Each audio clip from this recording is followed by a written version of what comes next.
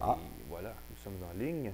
Nous sommes là. Nous allons maintenant nous présenter officiellement à l'écran. Et voilà, bonjour tout le monde. Bienvenue à l'Automobile en balado avec Benoît Charette et Alain McKenna. Salut. Le lendemain du jour de la marmotte. Oui, le 3 du 2 et non pas le 02-02-2020 qui était un palindrome dont tout le monde a parlé. Une première en 900 ans. On peut dire que c'est la première balado en 900 ans d'être le lendemain d'une date qui est un palindrome. C'est comme un show historique qu'on va vous faire en ce moment même. Je pense que c'est bon. Absolument, absolument. D'ailleurs, on le fait au coin du feu sur notre confortable divan. Voilà, façon chaud. C'est approprié d'être dans un endroit confortable comme ça parce qu'on va parler de quelque chose de très sérieux. D'entrée de jeu, un milliardaire canadien Ouais. qui met la main sur rien de moins que la marque de voiture préférée de James Bond. Aston Martin. Ce qui n'est pas banal, Aston Martin. Absolument, absolument. Lawrence Stroll, bon, que les gens connaissent probablement parce qu'il est déjà impliqué avec Racing Point en F1, où son fils Lance est un des deux pilotes de l'écurie. Je ne suis pas sûr s'il a l'air d'un sympathique gaillard quand je le regarde. Lequel? Monsieur Stroll. Monsieur Stroll est un homme très sérieux. J'ai eu la chance de le rencontrer. En fait, on me l'a présenté il y a plusieurs années dans le cadre d'un événement officiel avec Ferrari en 2008, qui était le lendemain du Grand Prix, soi-disant, où il avait invité des collectionneurs de Ferrari Testarossa 1958 pour célébrer les 50 ans du modèle. Et je couvrais, moi, officiellement, pour le magazine Ferrari, je faisais un article sur l'événement. Ah oui? Donc, on m'avait invité à l'événement. Et c'est quelqu'un, on n'approche pas M. Stroll et on se présente.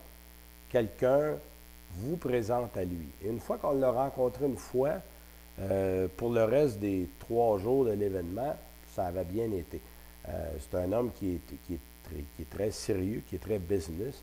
Bon, Forbes dit que c'est un homme qui vaut 2,6 milliards de dollars, donc c'est quand même pas un homme considéré Monsieur comme Stroll, non, il a fait sa fortune surtout avec Tommy Hilfiger, dont il a été le distributeur nord-américain exclusif pendant des années, mais il a ses pieds dans toutes sortes de choses, nourriture, les cigares, il est dans l'alimentation à plusieurs niveaux. Et là, bien évidemment, il s'occupe beaucoup de F1. Et on le sait, Aston Martin était... Bon, je ne voudrais pas employer le mot en perdition pour ne pas avoir l'air un peu alarmiste, mais les choses n'allaient pas bien, c'est clair, et la compagnie avait subi de grosses pertes l'an dernier.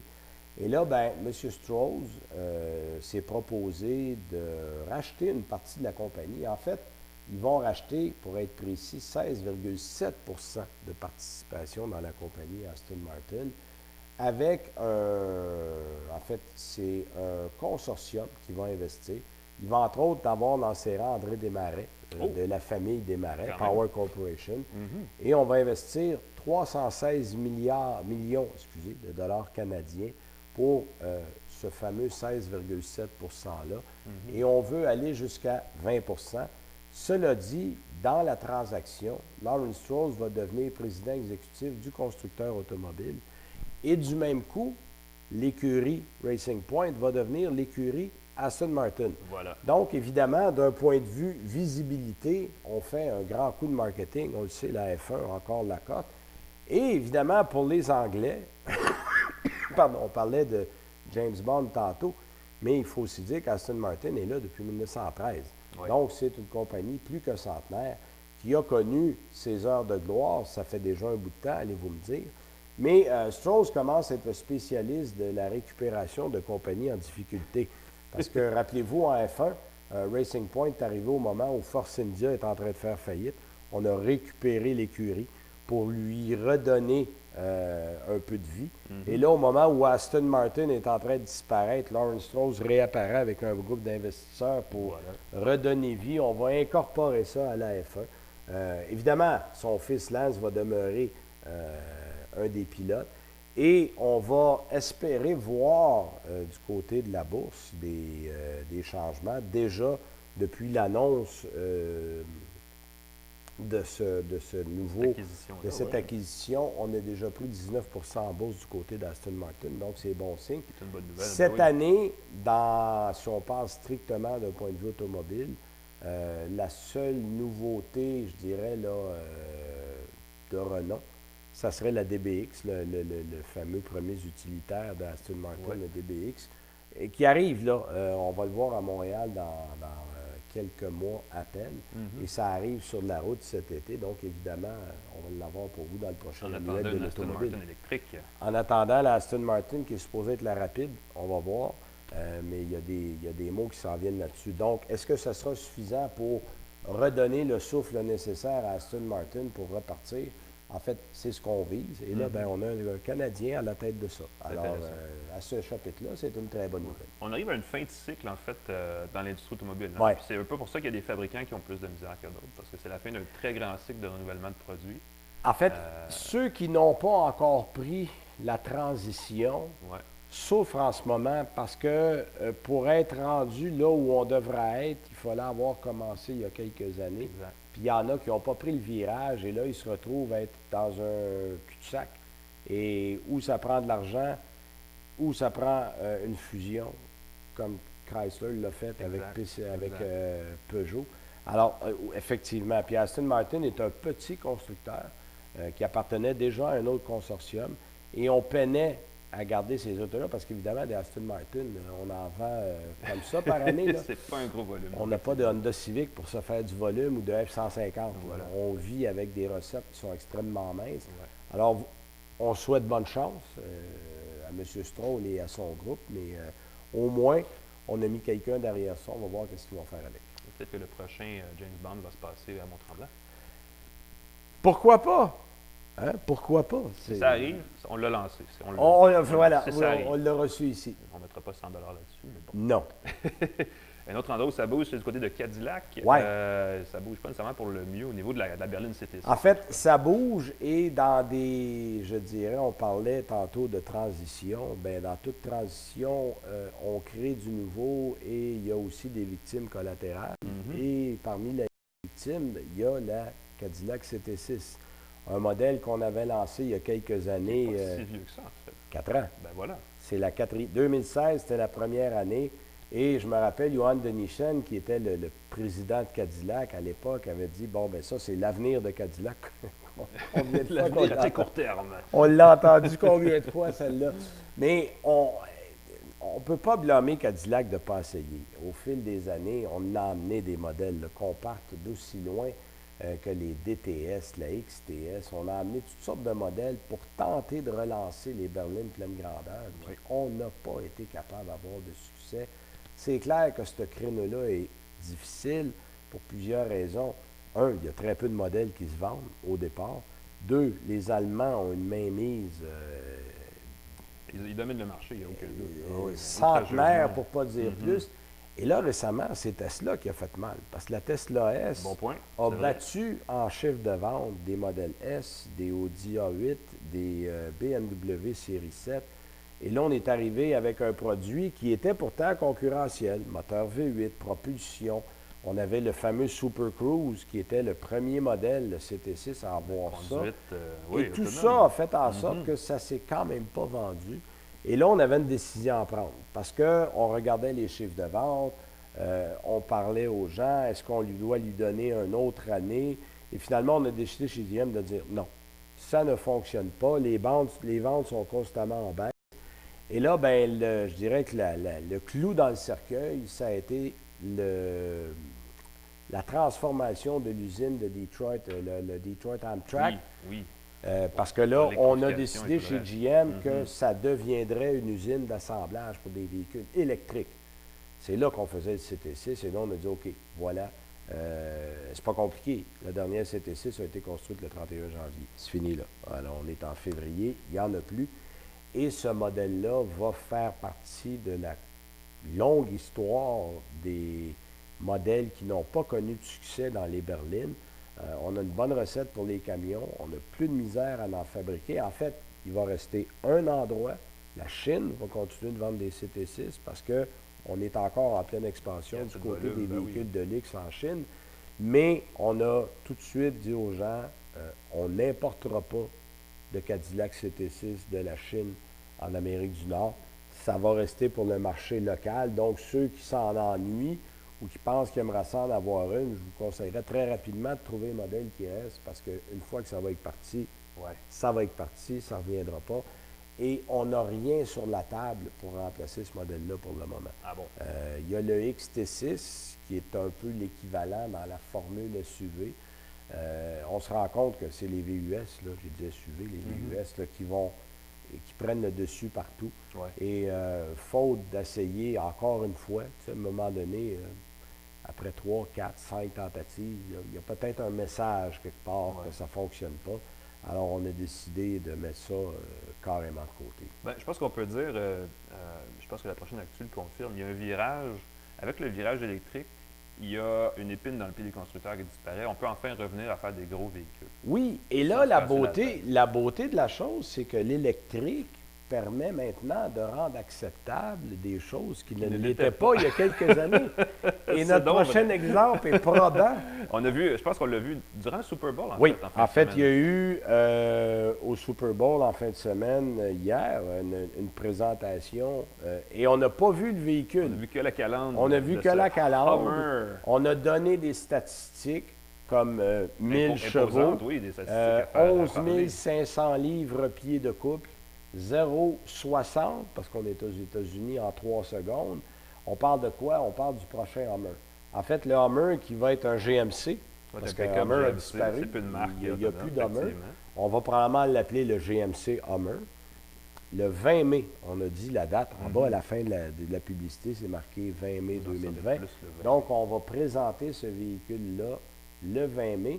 Mais j'ai hâte de voir la réaction. Parce que, outre les amateurs d'environnement, les écolos, tout ça, ce véhicule a connu beaucoup de succès à l'époque où il était sur le marché. H1 et H2. Le H1, c'était plus pour l'image, mais le H2 a fonctionné vraiment bien. Ah, absolument.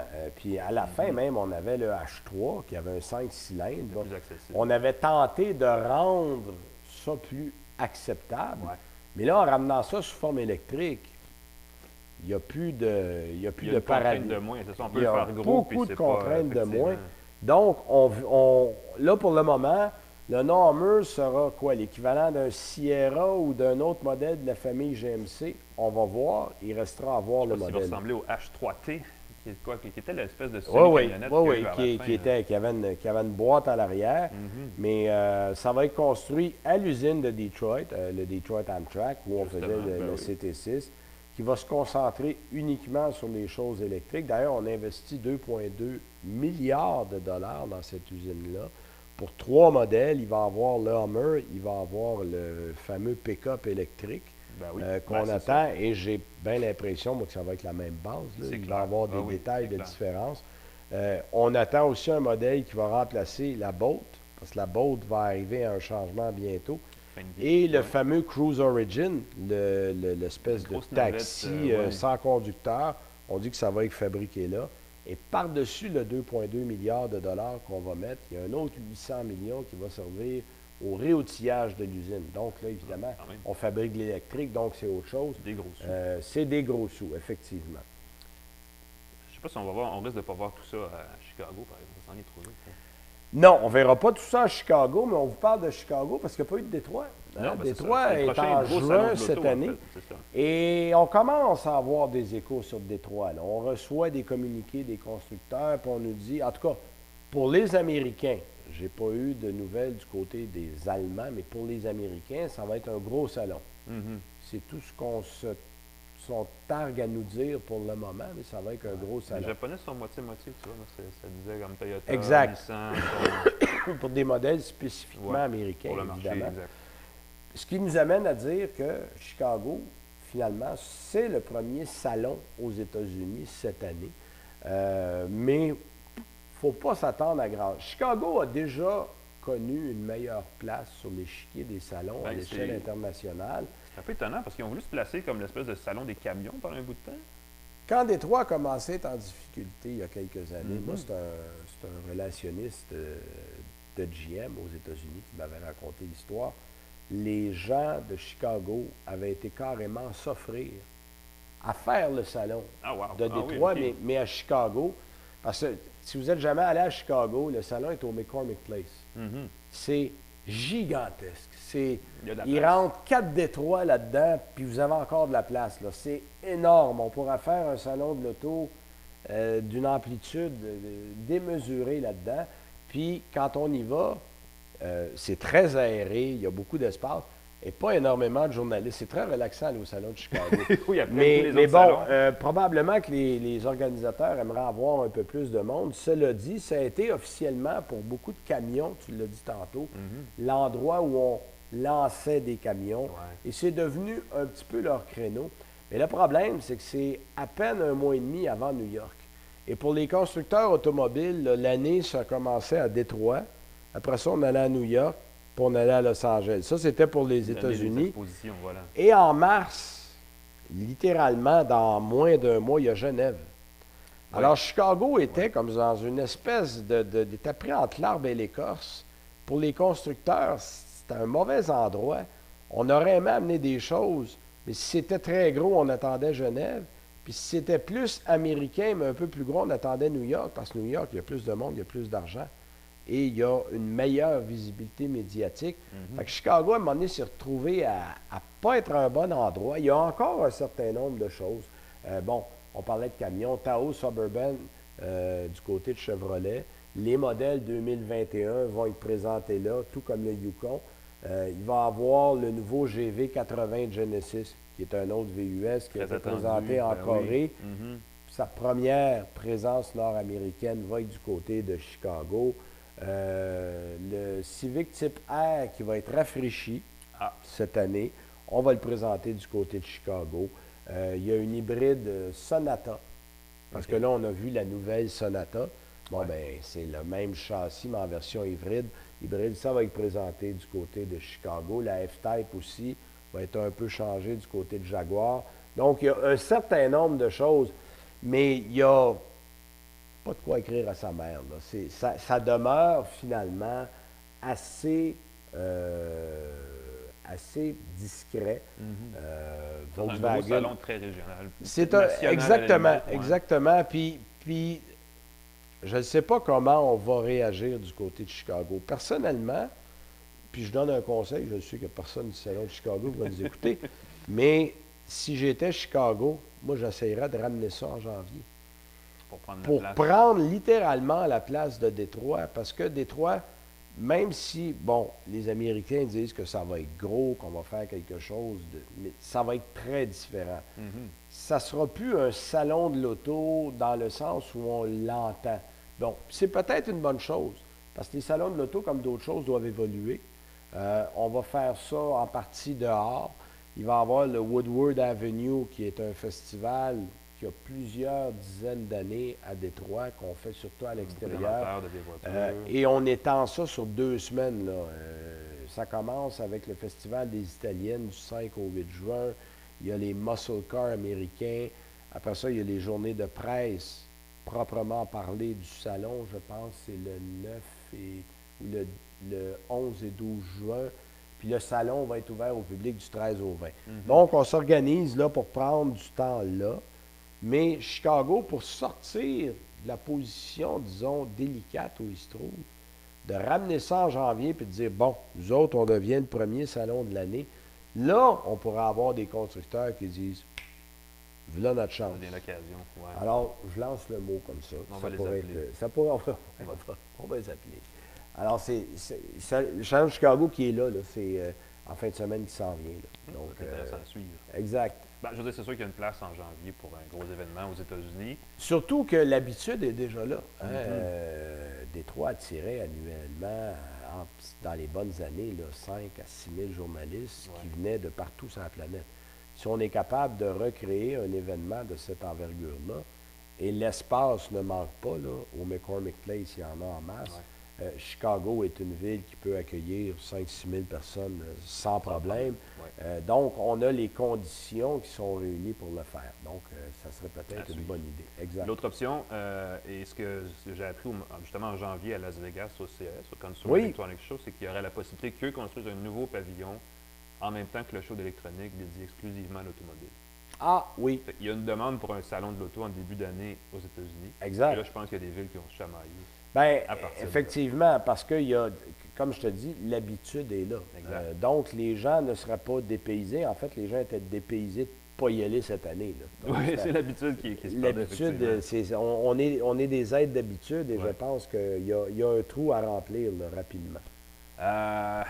Là où il n'y a pas un trou à remplir, c'est en Chine, parce que probablement que Oh, les non. stationnements ou les parcs, les entrepôts des fabricants doivent commencer à s'empiler, parce que là, il y a un petit problème avec le Ben, en fait, coronavirus. Le coronavirus, je pense qu'on n'a pas à vous l'expliquer. Là, ça fait les manchettes Qui et les affecte, nouvelles ouais. depuis des semaines. Qui Sauf affecte toutes les industries, incluant l'automobile. ça affecte tout le monde. En fait, c'est que, bon, tout ça est arrivé pendant le Nouvel An chinois. Il faut bien le spécifier. Ouais. Donc, en principe, jusqu'à aujourd'hui, c'était congé. Le Nouvel An chinois, officiellement, les vacances se terminaient lundi, Hier. le 3, Exact. hier, et les gens retournaient au travail aujourd'hui. Mhm. Ce qu'on a décidé de faire dans plusieurs compagnies, c'est de prolonger le Nouvel An chinois parce que là, présentement, ça commence à ressembler à une pandémie en Chine. là. C'est-à-dire que les nombres de cas augmentent sur une base quotidienne. L'OMS est sur le cas, donc ça commence à être très, très sérieux. Oui, oui. effectivement. Il y a encore peu de risques en dehors de la Chine. Là, on a quelques cas. Il y en a un qui est aux Philippines qui est décédé. Je pense qu'il y a un Américain. Mais en Chine, là, les chiffres augmentent. Ouais. Et la méthode que le gouvernement chinois a adoptée, c'est de dire on ferme nos portes, les gens ne vont pas travailler, vous restez chez vous jusqu'à temps qu'on ait pris le contrôle. Bon, officiellement, le gouvernement chinois a dit que ça allait prendre quelques semaines. Mhm. Bon, ça, c'est le gouvernement chinois. Dans la réalité, ça va-tu prendre quelques semaines ou ça va prendre quelques mois? Là, évidemment, pour la plupart des compagnies, et peu importe dans quel domaine de commercialisation de produits vous êtes, c'était prévu que jusqu'à aujourd'hui, il ne se passe rien parce que c'était le nouvel an chinois. En production. Là, à partir de cette semaine, je donne un exemple, le groupe Volkswagen, qui est le plus gros constructeur automobile en Chine, a déclaré qu'elle prolongeait la période des vacances de ses 3500 employés d'entreprise juste à Pékin, Mhm. jusqu'à aujourd'hui, et qu'on leur permettrait de travailler à domicile pour les 2 semaines qui viennent. Ça, c'est bien beau pour les employés de bureau. Et ton usine de fabrication d'automobiles, je pense pas que tu fasses ça à domicile. Ford, qui travaille avec la société Changang Automobile, parce qu'il faut savoir, c'est que si vous êtes en Chine, Mhm. vous devez travailler en partenariat avec une compagnie société chinoise. chinoise. Donc, tous les constructeurs automobiles sont en partenariat avec un constructeur chinois. Du côté de Ford, on a déclaré que tout resterait fermé jusqu'au 10 février, donc la semaine prochaine. Toyota, 9 février, même chose, on recommence la semaine prochaine. Mhm. Tesla, la fameuse usine de Tesla à Shanghai, il y a un centre de production important avec SAIC Motors, Aussi, ouais. qui travaille aussi avec GM et avec Volkswagen. On va rester fermé aussi pour une autre semaine. Donc, qu'est-ce que ça veut dire? C'est que pour le moment, on pense et on espère On se croise les doigts. qu'une perte d'une semaine de production sera possible. À ce compte-là, si on perd une semaine, on se dit, bon, on n'en mourra pas. Mais si la prolongation d'une semaine se transforme en prolongation de 2 semaines, de 3 semaines, dans une usine, par exemple, on vous parlait de Volkswagen tout à l'heure, où on fabrique 150 000 véhicules par année, bien, une semaine de perte, c'est 25,7 millions de dollars. Voilà. C'est encore pas trop pire dans un chiffre d'affaires annuel, mais multiplier ce 25 millions-là par chaque semaine qui est perdue, Mhm. ça va vous donner une idée. Ça pourrait être aussi malvenu pour certains constructeurs qui sont en pleine période de production. Donc, on va voir, mais pour le moment, tout est fermé pour une autre semaine. Et l'autre chose dont il faut parler, c'est qu'il y a aussi beaucoup de fournisseurs de pièces en Chine qui, eux, fabriquent des pièces Oui. pour d'autres pays, pour d'autres usines. Donc, si ça se prolonge, bien là, ça se pourrait que des usines ailleurs dans le monde manquent de pièces, donc qu'on ne puisse pas fabriquer les véhicules. Fait que quand on dit que la Terre est un village, là, bien, vous avez là un C'est bon globalisé. exemple. Ouais. C'est très global. Ouais. Et la production d'un seul pays en pièces et en main-d'œuvre et en usine peut affecter le reste de la planète. Ouais. Puis au-delà de ça aussi, le marché chinois, les consommateurs, évidemment, ne vont pas acheter de voitures en ce moment. Ah non, ben là, il Ils ont montrait. d'autres soucis. bon, puis vous avez probablement vos nouvelles comme nous, ils montrent des villes où, généralement, le Nouvel An chinois signifie que c'est la fête. Tout le monde est dehors, les villes C'est sont désert. Ah non. désertes, les gens restent chez eux. Donc, on va voir les proportions que tout ça va prendre. Pour le moment, on ne crie pas à la catastrophe, parce que de toute façon, on devait être arrêté jusqu'à aujourd'hui. Mhm. Là, on a pris comme le compte à rebours, puis on est parti. Puis là, on va Ouais, voir on va voir. exactement où C'est ça va nous mener. c'est ça, c'était le Nouvel An chinois. Les bourses chinoises ont rouvert aujourd'hui après 3 semaines d'inactivité. Exact. Et puis, il s'est brûlé l'équivalent de 400 milliards de dollars de valeur boursière juste Imagine. aujourd'hui à cause de tout cet événement-là. Oui, oui. Puis là, ben, il y a beaucoup de compagnies qui sont en baisse. Et Ça exactement. marche. Alors, Ouais, c'est ouais. ça. Donc, les projections, être pour le fou. moment, ne sont pas catastrophiques. Sauf qu'on n'a pas encore réussi à contenir la pandémie. Et tant et aussi longtemps qu'on ne le fera pas, j'ai l'impression qu'on va assister à un arrêt, littéralement, de la Chine, tant et Ouais. aussi longtemps qu'on n'aura pas une situation contrôlée. Et ça, ben, on souhaite que ça prenne pas trop de temps, mais tout ce qu'on peut faire, c'est se croiser les doigts et espérer. Puis, il pourrait avoir du retard, tu sais, si on a une voiture, on a acheté une voiture puis on l'attend. Exact. Que dans la livraison plus tard dans l'année, ça se peut qu'il y ait des délais parce que les composants faits en Chine ne soient pas livrés à temps. Ah, ben absolument. Regarde, je donne un exemple récent. Il y a eu 40 jours de grève l'automne dernier Ben oui, chez ben voilà, la même GM. chose avec GM au début de Bon, ben, il y a plusieurs modèles GM à cause de ça qui ont été retardés de quelques mois parce que ce délai-là a repoussé tout ce qui devait être fait avant ou en fait plus loin dans l'année. Exact. Et là, ben, on ramène le calendrier de 40 puis 50 jours, tout simplement parce qu'il ne s'est rien passé pendant ces journées-là. Ouais. Alors, calculez, à partir d'aujourd'hui, tout ce qui ne sera pas travaillé va être reporté. Exact. Fait que, armez-vous de patience. Ben, merci pour ton temps, là. Ben merci Benoît. On va faire une petite capsule techno. Oui, envoie donc. Ouais. Il y a quelque chose de le fun qui se passe, en tout cas pour les gens qui ont des enfants et qui font de la route dans l'automobile, c'est qu'on peut facilement maintenant, et c'est le cas dans plusieurs, sinon toutes les marques d'automobiles, on peut avoir du Wi-Fi à bord pour gratuit. Oui, ben, ça s'en vient, là, tranquillement. Là, De plus en plus, populaire. chez General Motors, donc Cadillac, Chevrolet, Oui. GMC, on l'a Sinon, depuis GM a été parmi les quelques premiers à années. le faire. Là, ouais. Exactement. Et évidemment, ça soulève la question, est-ce que ça vaut la peine? Est-ce que j'ai vraiment besoin de ça dans mon auto? C'est une excellente question. J'ai fait un peu le tour là-dessus, justement pour répondre à la question, parce que on pense Wi-Fi, on pense pas que ça... On pense qu'on va dans un café Internet où il y a du Wi-Fi, on se Oui. connecte, c'est fini, puis ça coûte rien. Donc, on imagine en voiture, c'est peut-être la même chose, mais non. Non, non. C'est pas gratuit, les amis. Ça Non, coûte des c'est- sous Exact. pour avoir le réseau qui... évidemment, créer du Wi-Fi à partir des ondes cellulaires, ça demande évidemment un compte cellulaire. Dans le cas, comme on a sur son téléphone, évidemment. Exact. Sauf que là, ça s'applique à la voiture. Fait qu'il faut abonner, pour ainsi dire, sa voiture à un forfait. Dans le cas de General Motors, et c'est la même chose avec la plupart des fabricants, ça passe par un service interne chez GM qui s'appelle OnStar, qu'on connaît bien, qui était avant Voilà. le service par satellite, qui a été un peu rebrandé pour le Qui est- faire... qui est centralisé à Détroit. Ouais, pour le mettre un peu au Exact. goût du jour, là. On a comme transféré ça en offre de services multimédia connectés ou peu importe comment on va appeler ça. Et dans le cas d'OnStar, on a revu les prix l'année passée parce qu'on s'est rendu compte que c'était peut-être un peu cher, justement. Ce qui fait que si vous avez besoin, si vous partez en vacances longtemps, c'est un peu le même principe de pourquoi je magasine un pick-up quand, dans le fond, j'ai besoin de remorquer une fois dans l'année. Tu sais. Exact. Est-ce que vous avez besoin du Wi-Fi dans l'auto toute l'année pour la fois que vous partez dans le sud? Fait que c'est vraiment une question de calculer son budget par rapport à ça. Et ce qui est le fun, c'est que dans le cas de GM, et c'est la même chose pour les autres fabricants, c'est qu'on l'offre soit au mois, donc on peut l'acheter pour un mois, Exact. on l'offre à l'année, et on offre divers packages, divers forfaits de volume de données. Ce qui est toujours un peu dur à évaluer. Mais par exemple, Oui, la plupart des gens ne savent pas ce qu'ils utilisent. ouais, parce qu'un gigaoctet, tu sais, c'est-tu un film Netflix, c'est quoi? Tu sais, c'est dur à Exact. évaluer. Règle générale, le prix de départ, c'est une quinzaine de dollars par mois. Ouais. Dans le cas d'OnStar, je dis ça parce que j'étais à bord cette semaine d'une voiture, d'un Cadillac XT5, dont on va parler dans une seconde d'ailleurs. Et il y a le forfait Wi-Fi à bord, donc on l'a essayé en famille, tout ça. Puis c'est vraiment merveilleux parce que ça fonctionne bien. Mais ça commence donc pour un mois, un gigaoctet, qui n'est pas beaucoup, c'est 15 dollars.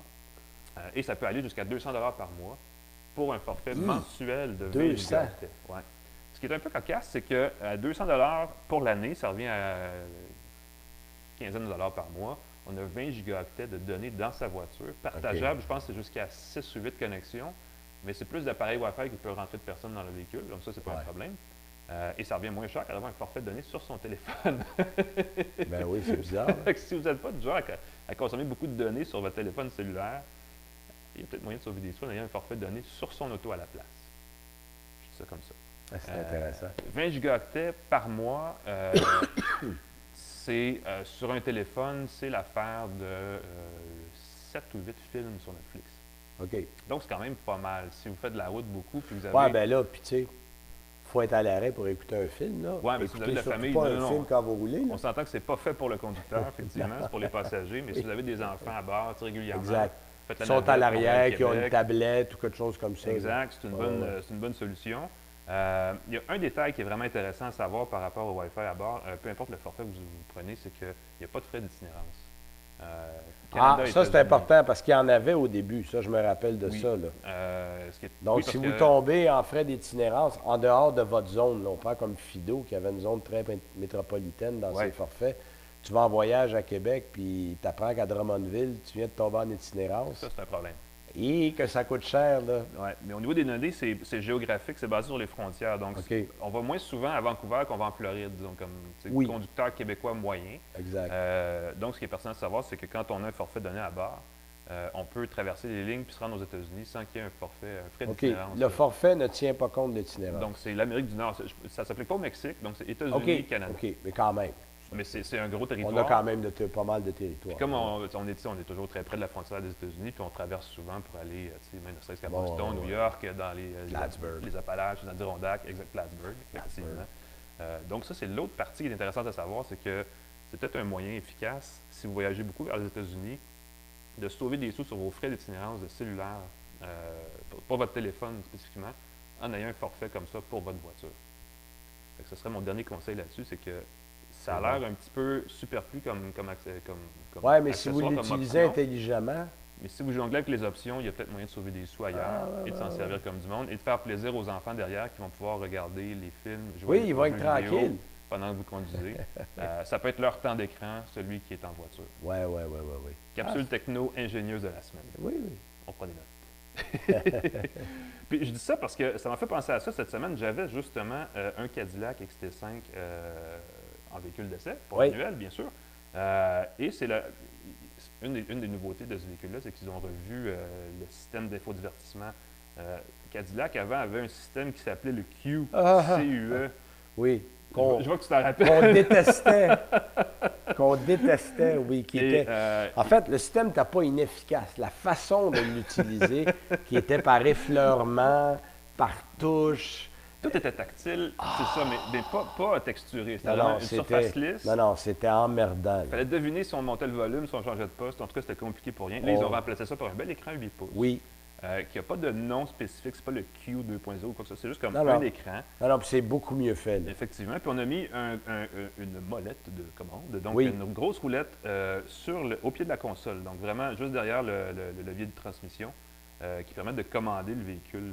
Pas le véhicule, pardon, le système de multimédia de façon intuitive et naturelle. Et ça intègre le bouton du volume.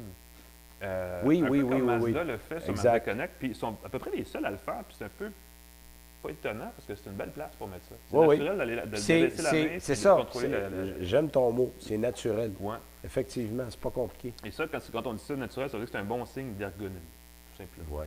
N'est-ce pas? Sinon, le XT5, ben, c'est un VUS. Un VUS format, on dit compact, mais peut-être un petit peu plus gros que compact. Ben, le XT4 serait comme le sous-compact. Ouais, qui est quand même. Mais le pas XT5 petit. est un peu entre deux modèles. C'est-à-dire que le XT6, il le considère comme un gros, mais il y a plus gros. Mhm. Le XT5, là, si on prenait des modèles comparables, il faudrait aller voir le Q5, il faudrait aller voir Ouais. le X3 chez BMW, le GLC chez Mercedes. Puis vois-tu, chez Lexus, ça ne sera pas un NX, c'est plus gros. Ouais. Ça sera un RX, C'est qui serait exactement. probablement Ça l'équivalent. là. serait à peu près ça. Puis Exact. le XT5, c'est le véhicule le plus vendu de la gamme Cadillac. Voilà, Amérique du Nord. exactement. Fait que c'est le véhicule chez Cadillac. On essaye de prendre des notes pour envoyer cette espèce d'effervescence-là dans d'autres modèles. Là. Exactement. Puis, ce qui est intéressant, en fait, ce qui était jusqu'ici un peu le problème, c'est qu'il y avait le V6 de 3,6 litres qui n'était pas nécessairement très efficace. Qui va bien, Ouais. mais qui est un moteur qui a déjà quelques années. C'est ça, Là, on c'est met pas le beaucoup truc le plus d'emphase moderne. sur, évidemment, les moteurs 4 cylindres 2 litres turbo. Qui est la nouveauté de 2020, qui fait Ouais. déjà quelques mois qui est en marché, mais qui, moi, je l'aime bien. Qui va très bien, effectivement. J'aurais aimé, il est jumelé à une boîte automatique à 9 rapports, pour Ouais. le dire comme il faut, qui est super correct. General Motors, en général, les produits de GM, incluant Cadillac, la transmission, généralement, c'est une bonne composante. C'est un peu un détail, là, parce que c'est pas C'est une bonne c'est pas la grosse composante. affaire, mais ils savent mettre bien étager les rapports, bien configurer Oui. la boîte. Mais il fonctionne à l'économie. Ça, c'est un détail qu'il faut savoir. Mais ils ne sont pas, c'est ça exactement. C'est pas les plus nerveuses non plus. Voilà. Mhm. Et ça, je pense que c'est voulu, d'une part. On veut donner des bonnes cotes de consommation.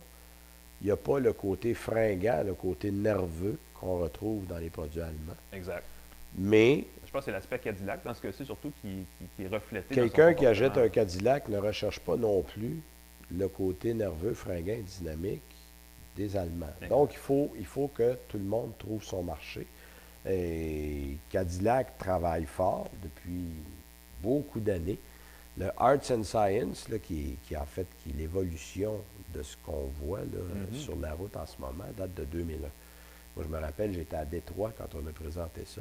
Donc, ça va faire 20 ans bientôt. Ça faire longtemps. Et on commence tranquillement à récolter certains fruits de ce travail-là. Ça aurait pris tout ce temps-là pour amener les gens à voir Cadillac autrement. Ouais. Parce que c'est dur de changer une image pour une compagnie. Les gens voient encore Cadillac comme la voiture de son oncle, de son père, de son grand-père. On se voit mal dedans. On a investi beaucoup d'argent. On a investi beaucoup de technologie. On a des modèles qui sont mieux.